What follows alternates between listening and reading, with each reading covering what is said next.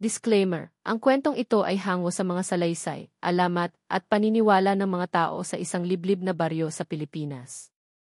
Layunin lamang ng kwento na magbigay ng aliw, kilabot, at kaalaman ukol sa mga sinaunang paniniwala sa mga nilalang gaya ng aswang. Anumang pagkakahalintulad sa tunay na tao, lugar, o pangyayari ay hindi sinasadya. Bahala na ang mambabasa kung ito'y paniniwalaan o ituturing na katang-isip lamang. Sa bayan ng San Raimundo, isang tahimik na lugar na napapalibutan ng mga bundok at taniman, matatagpuan ang isang lumang hasyenda na minana ng isang babaeng nagngangalang Doña Clarita Evangelista. Siya ay galing sa mayamang angkan, at matapos mamatay ang kanyang mga magulang sa Maynila, napilitan siyang bumalik sa probinsya upang pamahalaan ang ari-arian ng pamilya. Ang hasyenda ay malawak, halos kalahating baryo ang lawak, at binubuo ng mga taniman ng tubo, palayan at niyugan. Ngunit may isang bahagi ng lupaing iyon na halos 3 dekada nang hindi tinatamnan. Iniiwasan ito ng mga tao. Ang mga matatanda sa baryo ay nagsasabing may masamang espiritu roon, isang nilalang na matagal nang ibinaon sa lupa upang hindi na muling makawala. Subalit hindi naniniwala si Doña Clarita sa mga kwentong ito. Lumaki siyang moderno ang pananaw, edukado sa lungsod, at walang takot sa mga sinasabing kababalaghan. Para sa kanya, sayang ang lupa kung hindi gagamitin. Kaya agad siyang nagpatawag ng mga bagong manggagawang bukid upang linisin at muling taniman ang bahagi ng lupang iyon. Isa sa mga unang tumugon sa kanyang paanyaya ay si Mang Aipe, isang lalaking nasa 50 anyos at kilala sa baryo bilang isang batikan sa pagsasaka. Kasama niya ang kanyang anak na si Junel at iba pang mga magsasakang nawala ng trabaho. Lahat ay sabik na makabalik sa paggawa. Sa unang mga araw, tila normal naman ang lahat. Masigasig ang mga tao. Naputol ang mga damong ligaw, natanggal ang mga ugat ng matitinik na halaman, at napantay ang lupa. Ngunit isang araw, habang sinusuyod ni Junel ang bandang dulo ng bukid, may napansin siyang kakaiba. May lumang bato na hugis kabaong na palilibutan ng mga patay na halaman. May mga ukit ito na hindi niya maunawaan. Tinawag niya si Mang Aipe at nang makita ng matanda ang bato, agad siyang tumigil. Iho, bulong niya, huwag mong gagalawin yan. Pero hindi iyon ang huling kakaibang pangyayari. Kinagabihan, habang nagpapahinga sa lumang kamalig si Mang Aipe at ang kanyang anak, narinig nila ang tila pagkaluskos ng mga paa sa labas, bagamat walang tao. Sumilit si Junel, ngunit ang nakita niya ay isang anino sa may taniman ng tubo.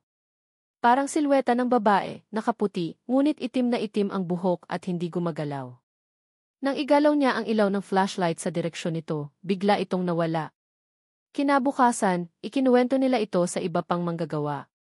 Ngunit sinabihan lamang sila na baka pagod lang sila o guni-guni lang dala ng lamig at dilim ng gabi. Si Doña Clarita ay hindi man lang nabahala. Siguraduhin lang ninyong matatapos ang paglilinis bago magbuwan ng ani, sabi niya. Ang takot ay nasa isip lang. Ngunit may matandang kasambahay sa mansyon, si Aling Doray, na nagtanong sa Donya, hindi po ba't sinabi ng tatay ninyo na huwag kailanman gagalawin ang bahagi ng bukid na yon? Napaisip si Clarita. Nga pala, noong siya ay bata pa, maraming beses nang ipinagbawal ng kanyang ama na malapitan ang nasabing bahagi ng bukid. Anya, may lumang kasaysayan dyan hindi dapat gambalain. Ngunit sa isip ni Clarita, panahon na para tapusin ang mga lumang kwento at simulan ang bagong kabanata. Samantala, habang lumalalim ang gabi sa Hacienda Evangelista, napapansin na ng mga manggagawa na tila mas malamig sa bahaging nililinis nila kaysa sa ibang lugar. May ilang alagang manok na nawala. At si Junel, nagsimulang managinip gabi-gabi ng isang babaeng umiiyak sa gitna ng palayan, may dugo ang mata at nagsusumamo. Isang gabi, habang nag-ikot si Mang Aipe, may nakita siyang bakas ng paa sa gilid ng kubo. Ngunit hindi ito karaniwang paa. Malalaki ang daliri at may marka ng matutulis na kuko. At ang mas kahindik-hindik, tila galing ito sa ilalim ng lupa, paakyat. Makalipas lamang ang ilang araw matapos ang pagtuklas sa misteryosong bato sa gitna ng lumang bahagi ng bukid, nagsimulang maranasan ng mga manggagawa ang sunod-sunod na kababalaghan. Hindi na ito basta simpleng pagod o guni-guni. Ang bawat gabi ay tila pinapasok ng malamig na presensya, isang hindi maipaliwanag na takot na bumabalot sa paligid. Noong unang gabi ng kababalaghan, si Junel ang nakaduty upang magbantay sa paligid ng mga bagong tanim. Bandang 2:00 ng madaling araw, habang umiikot siya, narinig niya ang tila tinig ng batang umiiyak mula sa kalayuan. Akala niya ay may naligaw na bata, kaya agad niyang sinundan ang tunog. Ngunit sa kanyang paglalakad, napansin niyang hindi siya papalapit sa iyak, parang lalo lang itong lumalayo. Bigla, huminto ang iyak. At ang sumunod na narinig niya ay tila halakhak. Isang matinis, mapanirang tawa na hindi galing sa tao. Napatingin siya sa palibot.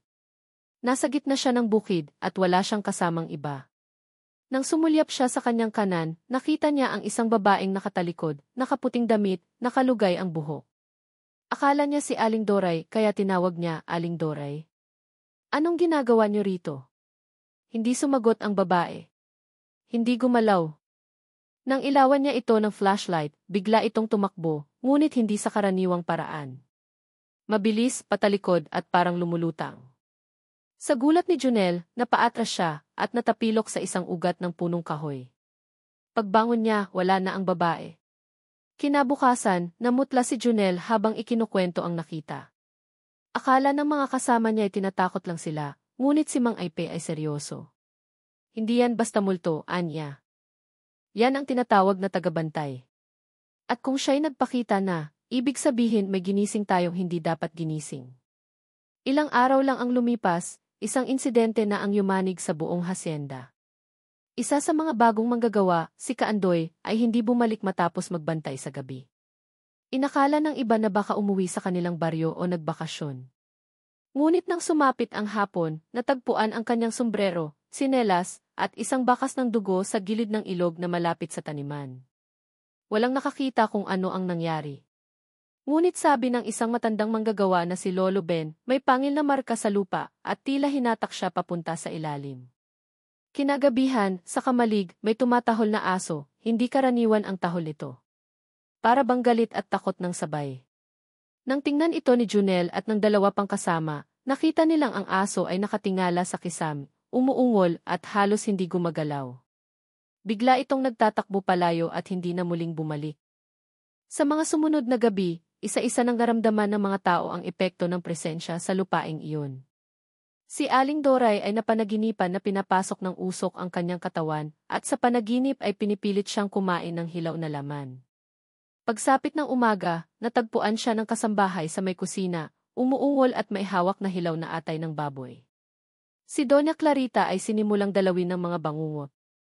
Isang gabi ay sumigaw siya ng malakas mula sa kanyang kwarto, at nang pasukin ng mga kasambahay, nakita siyang namumutla, umiiyak at paulit-ulit na sinasabi, nandito na siya nakatingin siya sa akin sa salamin. Pero ang pinaka nakakakilabot ay nang matuklasang ang ilan sa mga alagang hayop sa bukid, mga kambing at manok, ay natagpo ang patay, ngunit walang dugo ang katawan. Parang piniga at sinipsip ang lahat ng likido mula sa loob. Hindi ito gawa ng mabangis na hayop o magnanakaw.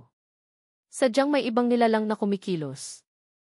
Dahil sa sunod-sunod na insidente, nagdesisyon si Doña Clarita na magpatawag ng pari upang basbasan ang buong hasyenda. Ngunit pagdating ng pari, tinamaan siya ng lagnat.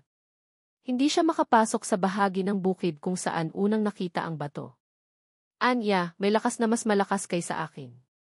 Kailangan niyong humingi ng tulong sa isa pang panigi at dito na nagsimulang magtanong si Doña Clarita kung totoo nga ba ang mga kwento ng kanyang ama tungkol sa sinaunang aswang na minsan nang pinatahimik sa ilalim ng lupa. Anya, bakit ngayon lang ito bumalik? Ano nang ginawa ko para magising siya? Sa kanyang pagkataranta, nilapitan niya si Aling Doray upang magtanong. At doon, isiniwalat ng matanda ang isang lihim, Doña, Anya, hindi kayo ang dahilan. Ang lupa mismo ang may galit. Isinara natin ang pintuan noon, ngunit binuksan niyo muli sa pamamagitan ng pagsira sa lumang pagkakabaon. Ang nilalang na iyon ay hindi basta aswang. Siya'y anak ng isang nilalang mula sa ilalim ng lupa at ngayon, unti-unti siyang muling nabubuhay. Sa gitna ng takot at pagkataranta sa hasyenda, isang matandang babae mula sa kabilang baryo ang nagmungkahi kay Doña Clarita. Kung hindi obra ang pari, kailangan niyo ng taong kayang humarap sa mas matandang kasamaan, isang albularyo. At ang pangalang binanggit niya ay Mang Enrico, isang kilalang albularyo sa rehiyon, ngunit matagal nang namamahinga sa isang bundok sa silangang bahagi ng lalawigan. Dahil sa desperasyon, ipinatawag si Mang Enrico. Ilang araw ang lumipas, dumating siya sakay ng kariton, dala ang isang sako ng mga kahoy, dahon, bote ng langis, mga lumang orasyon, at isang kahon ng mga anting-anting. Mahaba ang buhok, puting-puti ang balbas, at may mga tatoo sa mga braso, mga sinaunang simbolo ng mga manggagamot. Pagdating niya, agad niyang sinuyod ang paligid ng hasyenda. Tumigil siya sa mismong lugar kung saan nakita ang misteryosong bato. Doon siya nanatiling nakatayo ng halos kalahating oras, nakapikit, hawak ang isang mutya sa kanyang kanang palad.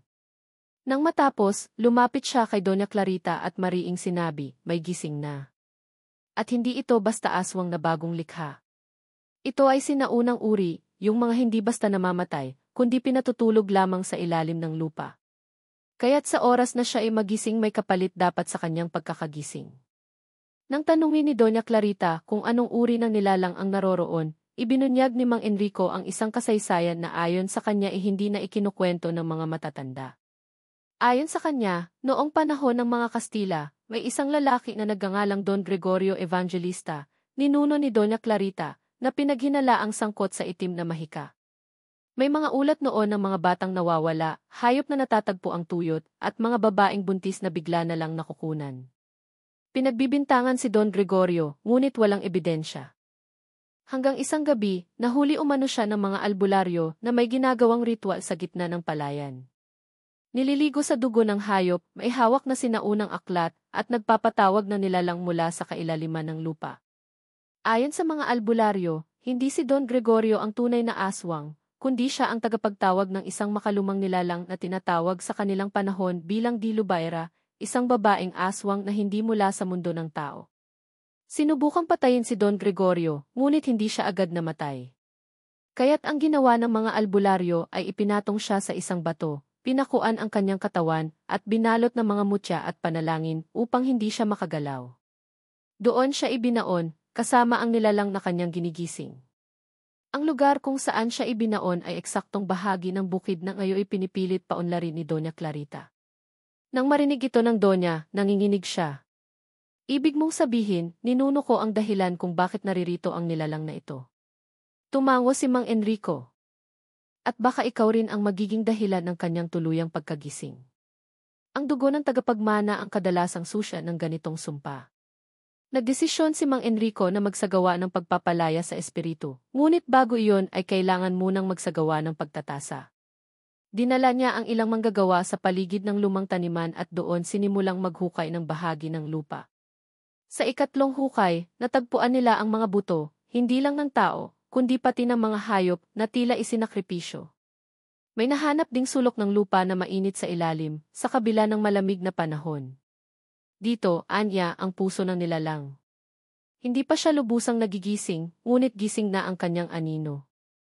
Gamit ang langis na mailangis ng niyog, dahon ng kamangyan, at dahon ng rimas, nagsagawa ng orasyon si Mang Enrico. Sa kalagitnaan ng kanyang panalangin, biglang tumigil ang hangin. Naging tahimik ang paligid, wala nang huni ng kuliglig, wala nang kaluskos sa mga damo. At maya-maya pa, isang matinis na sigaw ang narinig mula sa may dulo ng palayan. Isang sigaw ng babae, hindi pangkaraniwan, puno ng sakit at galit. Lumingon si Mang Enrico at tumingin sa langit. Mabilis ang pagbabalik niya, anya. Kailangan nating magsagawa ng pagpupugay, isang uri ng ritual para hindi niya basta-basta makuha ang sinumang nais niya. Bilang paghahanda, binalaan niya ang lahat na wag lalapit sa gitna ng palayan pagsapit ng dilim. Dapat ay may dala silang asin, bawang, at itim na tela na ipinapahid sa noo. Pinayuhan din niya si Doña Clarita na manatili sa loob ng bahay, may hawak na antigong krus at mutya ng pamilya, sapagkat siya ang pangunahing target ng nilalang. Sa gabing iyon, walang natulog. Ang buong hasyenda ay nagmistulang kampo, may mga ilaw, dasal, at kandila sa bawat sulok. Ngunit sa kabila ng lahat, may isang manggagawa na hindi nakinig. Si Toto, isang binatang baguhan, ay tinamaan ng matinding pag-usisa at pumuslit palabas para silipin ang gitna ng palayan. Hindi na siya muling nakita. Ang pagkawala ni Toto ay tila hudyat ng isang bagay na matagal nang nag-aabang sa dilim. Kahit binalaan na ni Mang Enrico ang lahat na huwag lalabas sa gabi, hindi na mapigilan ang mga pangyayari. Sa unang pagkakataon mula nang sinimulan ang paglilinis sa lupang iyon, may damdaming bumalot sa buong hasyenda, isang takot na parang hindi na nila kayang takasan. 2:00 ng madaling araw, habang tahimik ang mga manggagawa sa loob ng kamalig, may malakas na pag-ugong na narinig mula sa direksyon ng bukid. Ang hangin ay biglang lumamig at ang mga ilaw ng lampara ay kusa na lamang namatay. Kasunod nito, narinig nila ang isang ungol, mababa, parang halinghing ng hayop, ngunit may halong tinig ng babae.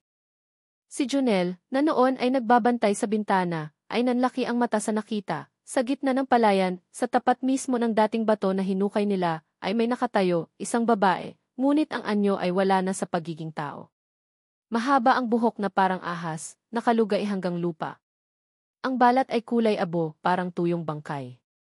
Ngunit ang pinaka-nakakatakot, ang kanyang mga mata, mapula, lumiliwanag sa dilim. Naglakad ito ng dahan-dahan, tila lumulutang sa mga damo. Walang tunog ng yabag, ngunit ang bawat galaw nito ay parang bumubutas sa hangin. Sa kanyang paglapit, tila huminto ang mundo. Lahat ng naroroon ay hindi makakibo. Para silang napako sa kinatatayuan. Biglang nagdasal si Mang Enrico, hawak ang isang kwintas na may puting bato. Hindi ka palubusang buo, kaya mo pang itaboy, bulong niya. Sinindihan niya ang isang lumat itim na kandila, at nagsimula ng orasyon gamit ang sinaunang wikang Latin at Tagalog. Ang babae sa bukid, ang sinaunang aswang, ay lumingon sa direksyon nila. Bumuka ang bibig nito, at tila may lumabas na usok na itim, dumiretso sa langit at naglaho. Tumili ito ng matinis na parang iyak ng sanggol at hiyaw ng demonyo ng magkasabay.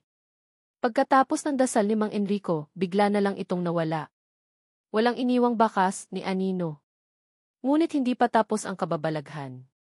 Kinabukasan, natagpuan ang katawan ni Toto sa may ilog, ilang kilometro mula sa palayan.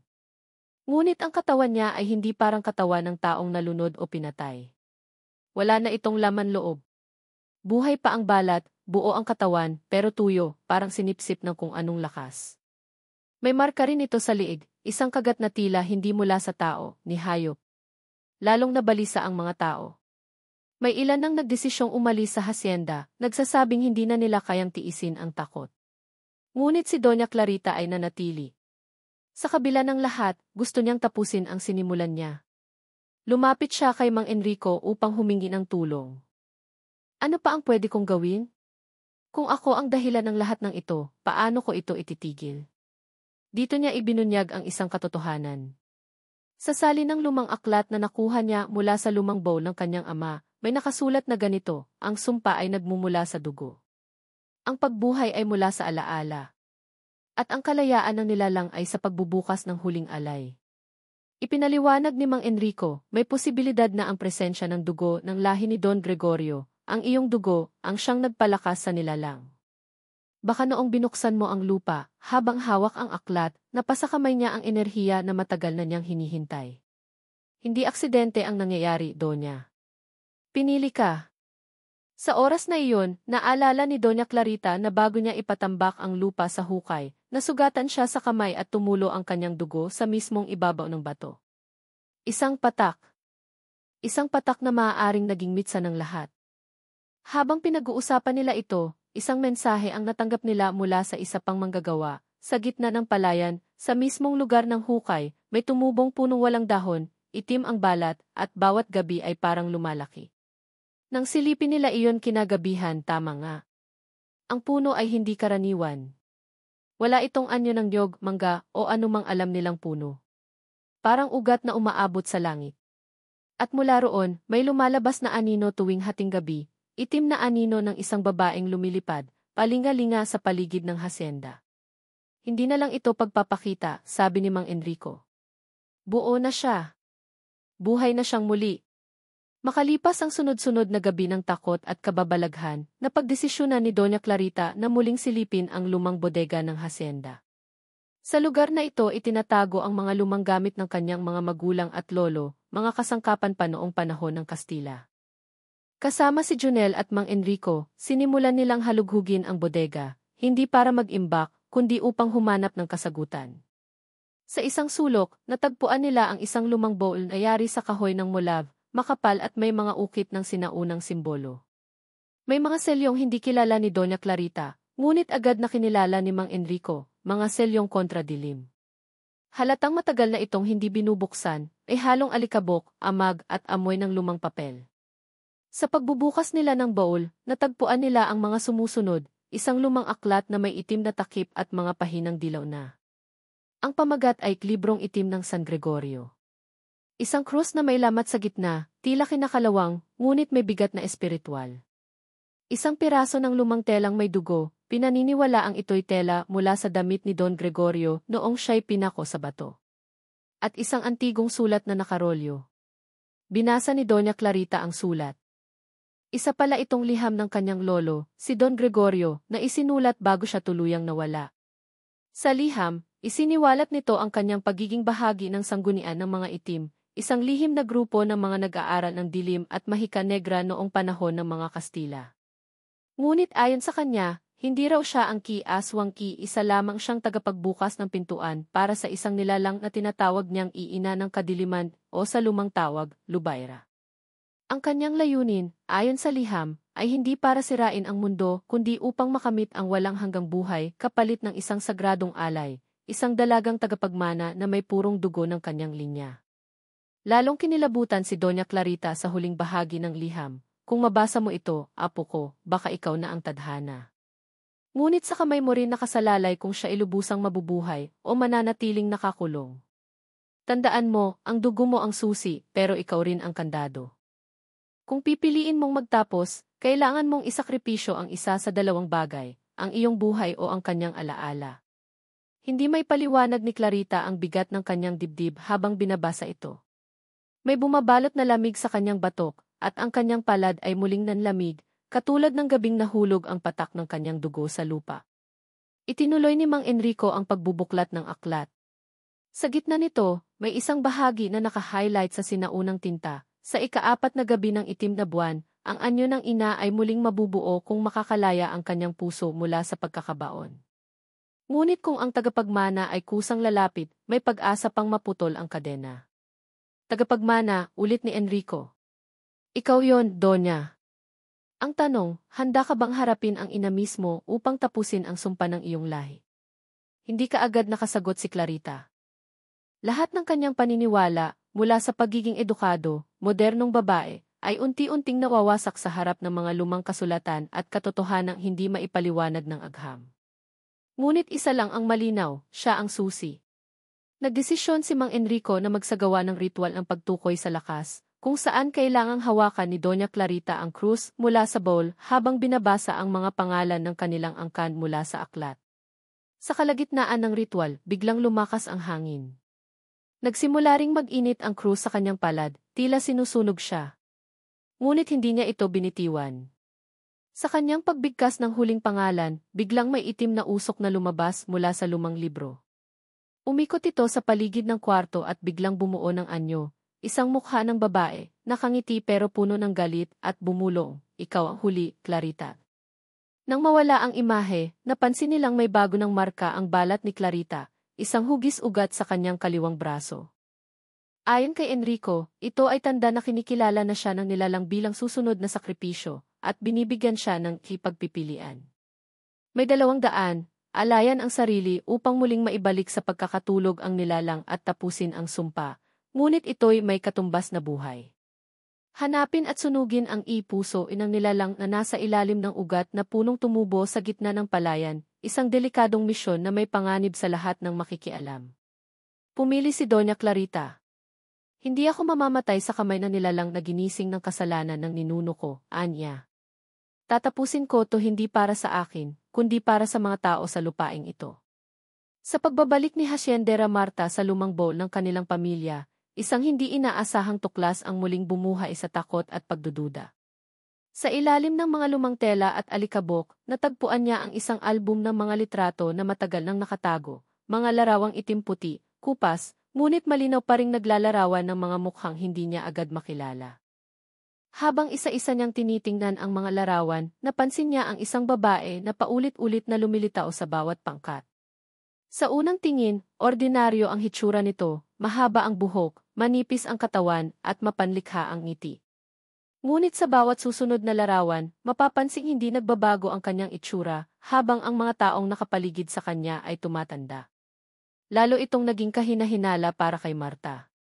Kinuha niya ang isang malaking larawan kung saan makikita ang babae na tila nakatayo sa harap ng mismong bukid na pinagmulan ng mga nakakatakot na pangyayari. Sa likod ng larawan, may nakasulat, Lucila, 1912. Nanginginig ang kamay ni Marta. Kung totoo man ito, higit isang siglo na ang nakalipas. Paanong pareho pa rin ang itsura ng babae sa mga larawan? Ipinakita ni Marta ang mga larawan kay Kapitan Alingasay, ang matandang dating barangay kapitan na pinaniniwala ang may alam sa kasaysayan ng hasyenda. Nanlaki ang mga mata ng kapitan nang makita ang larawan ni Lucila. Siya ang aswang, mahina niyang sambit. Matagal na siyang pinaghinalaan ng mga ninuno natin. Ngunit dahil sa takot, pinili ng mga tao noon na manahimik. Ayon kay Kapitan Alingasay, si Lucila ay isang dayong babae na dumating sa lugar noong unang bahagi ng 1900. Wala siyang pamilya at tila galing sa malayong bayan. Madali siyang nakisama sa mga taga-hasyenda at tinanggap siya bilang tagaluto. Ngunit unti-unting kumalat ang balita, may mga batang nawawala, mga hayop na nadadat ng patay at tuyot na ang dugo, at mga lalaking nagkakasakit ng walang paliwanag. Sinubukang paalisin ng mga residente si Lucila, ngunit sa tuwing may magtatangka, bigla na lamang itong mawawala sa lugar, at kinabukasan, may mas malubhang insidente na namang magaganap. Sa takot, tumigil ang mga tao sa pagtutol, at si Lucila ay nanatiling bahagi ng hasyenda. Kalaunan, nawala na lang siya, at ang mga sumunod na henerasyon ay tila nakalimot sa kanyang pangalan. Ngayon, higit 100 taon na ang lumipas, at ang kanyang anyo ay muling sumulpot. Ang mga larawan ay patunay, hindi lang ito alamat, kundi isang kasaysayang pinilit ibaon sa limot. Muling binuksan ni Marta ang bowl at nahagip ng kanyang mata ang isang lihim na sulat, nakatupi at nakasilid sa pagitan ng mga pahina ng lumang Biblia. Nakasulat dito ang mga salitang tila huling paalala ng kanyang lola, ang aswang ay hindi palaging mabangis. Ngunit kapag siya'y ginising ng galit, wala itong sinasanto. Nilagdaan ng pangalang Leonora, lola ni Marta na namatay sa hindi maipaliwanag na paraan ilang dekada na ang nakalipas. Sa gabing iyon, muling dumanas ng matinding bagyo ang hasyenda. Bumalik ang tila pag-iyak ng hangin mula sa bukid, at muling nawala ang ilan sa mga alagang hayop. Ngunit higit pa sa pisikal na takot, ang tunay na pangingilabot ay ang pagkaalam na isang nilalang na sa tingin nila ay bahagi na lamang ng nakaraan ay naririto pa rin. Buhay. At nagmamasid. Ang larawan ni Lucila ay tila nakatitig pa rin kay Marta, may bahid ng ngiti na ngayon ay hindi na lamang misteryoso, kundi banta. Kinabukasan, matapos ang gabing malakas ang ulan at sunod-sunod ang insidente sa bukid, tuluyan nang nanumbalik ang hindi mapaliwanag na kaba sa dibdib ni Marta. Sa kabila ng pagtatangkang maging matatag para sa mga tauhan ng hasyenda, sa loob-loob niya iramdam niyang may mas malalim pa sa mga nangyayari, parang unti-unting ibinubunyag ng hasyenda ang lihim nitong tinatago sa loob ng daan-daang taon. Habang nag-aayos ng mga gamit sa lumang silid-aklatan, isang makapal na aklat ang nahulog mula sa estante. Luma at may balot na alikabok, ngunit napansin niyang may pangalan ito sa takip, kasaysayang hindi nasusulat ng Hacienda Rosario. Binuksan niya ito, at sa mga pahina ay nakasaad ang mga detalye ng lahing pinagmulan ng kanilang pamilya, isang lahing mestizo, may dugong Espanyol at Pilipino, ngunit may mga pahinang tila sinadya talagang burahin, punitin, o takpan ng tinta. Isa sa mga pahina ay mailihim na sulat na nakasingit, tila mula sa isa sa kanyang mga ninuno. Nakasaad dito, ang ating dugo ay pinagpala ngunit isinumpa rin. Nanggaling tayo sa isang lahi na may kakayahang makakita sa dilim, makaramdam ng lakas ng mga nilalang na hindi basta tao. Ngunit ang kapangyarihan ay may kapalit, kung hindi ito gagamitin ng tama, maaring ang dugo natin mismo ang magbukas sa pintuan ng kadiliman. Nanlamig si Marta. Hindi niya inaasahan na ang lahing pinagmulan niya ay may kaugnayan sa kapangyarihang hindi pangkaraniwan. Mas lalong nabuo ang kanyang hinala, kaya siguro si Lucila ay hindi lang basta aswang na dayo, kundi maaaring may kaugnayan sa mismong angkan nila. Napukaw ang kanyang interes na muling kausapin si Lolo Alingasay, dala ang larawan ni Lucila at ang luma nilang talaan. Sa pagtingin ng matanda sa mga pangalan ng kanilang mga ninuno, bigla itong napabulalas, dugo niya ang dumadaloy sa iyo. Si Lucila, siya ang kapatid ng lolo ng lola mo. Kaya't hindi siya dayo, Marta. Isa siya sa mga orihinal na tagapangalaga ng lupang to. Hindi makapaniwala si Marta sa narinig. Ibig sabihin, ang kinatatakutang aswang sa kanilang hasyenda ay kadugo niya mismo.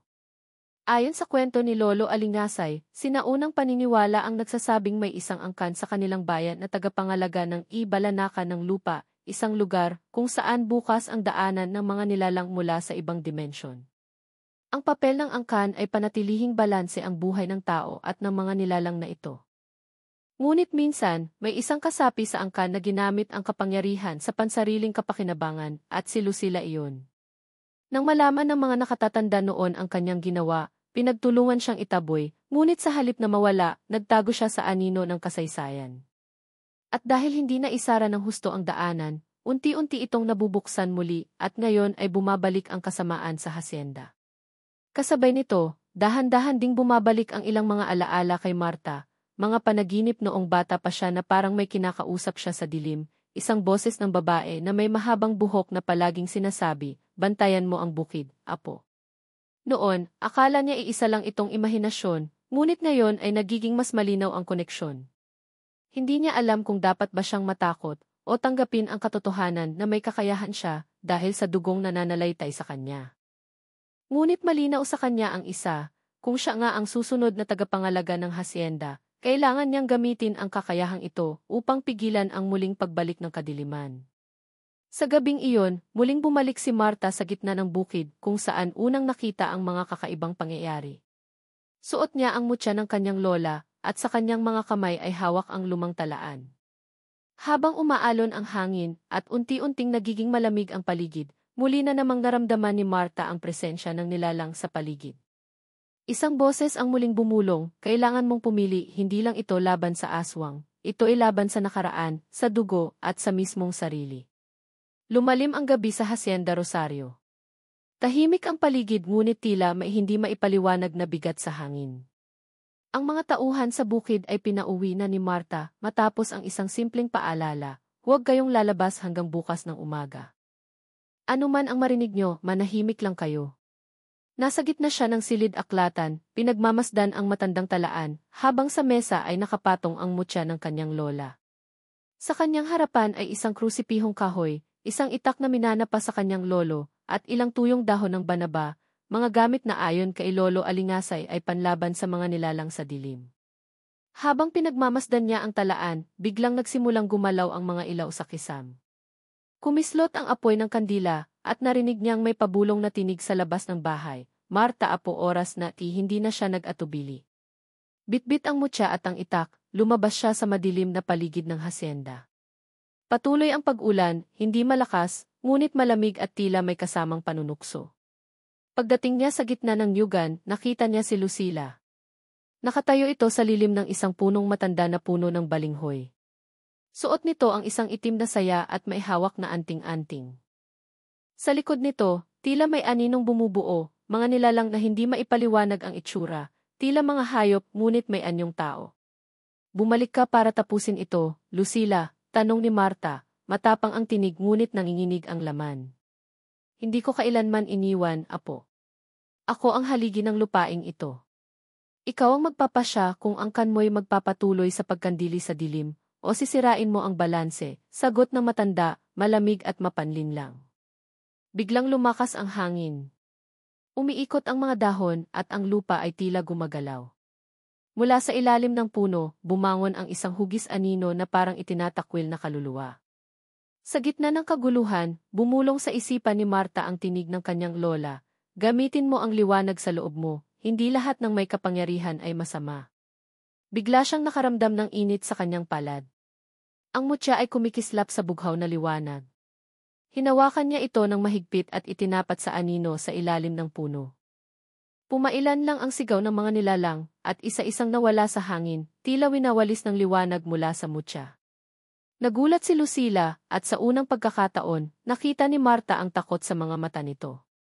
"Hindi mo naiintindihan, Marta. Kapag nawala ako, walang babantay sa daanan. Mas masahol ang darating kaysa sa akin. Hindi mo sila binantayan, Lucila. Ginamit mo sila. Ngayon, panahon na para ang lahi natin ay magbago ng landas," sagot ni Marta. Mabilis ang mga sumunod na pangyayari. Inilabas ni Marta ang talaan ng angkan at sinindihan ito sa harap ng puno. Sa apoy ng papel na matagal nang kinukubli ang kasaysayan, tila may bumukas na liwanag sa langit. Umulan ng liwanag sa paligid, ang mga kaluluwa ng nakaraan ay nagparamdam. Naglakad si Marta papunta kay Lucila. Habang palapit siya, lalo namang nanlalambot ang katawan ng matanda. Hindi pa huli ang lahat, Lucila. Maging tagapagtanggol, hindi tagapamuno ng takot. Ngunit huli na. Dahan-dahang natunaw ang anyo ni Lucila sa liwanag. Ang huling mga salitang iniwan nito bago tuluyang naglaho, "Patawarin mo ako, Apo." Kinabukasan, sumikat ang araw sa Hacienda Rosario, unang liwanag na nakita ng lugar matapos ang ilang linggong pag-ulan at pagdadilim. Tahimik ang paligid, ngunit magaan ang hangin. Naglakad si Marta sa buong hacienda, pinagmamasdan ang bukid na tila nabuhay muli. Ang mga tauhan ay unti-unting bumalik sa gawain. Wala nang kakaibang presensya. Ang mga hayop ay tahimik at ang lupa ay hindi na kumikilos sa gabi. Sa gitna ng bukid, itinayo ni Marta ang isang simpleng altar sa ilalim ng punong balinghoy. Sa batong lapida ay nakasulat, "Dito ay namahinga ang huling tagapangalaga ng dilim." Naway gabayan niya ang bagong tagapangalaga ng liwanag. Mula noon, naging kakaiba ang hacienda. Hindi na ito lugar ng takot kundi ng pananampalataya. Alam ng lahat na sa ilalim ng lupa, may mga lihim na hindi kailanman mawawala, ngunit habang may tulad ni Marta na handang magbantay, mananatiling tahimik ang gabi. 63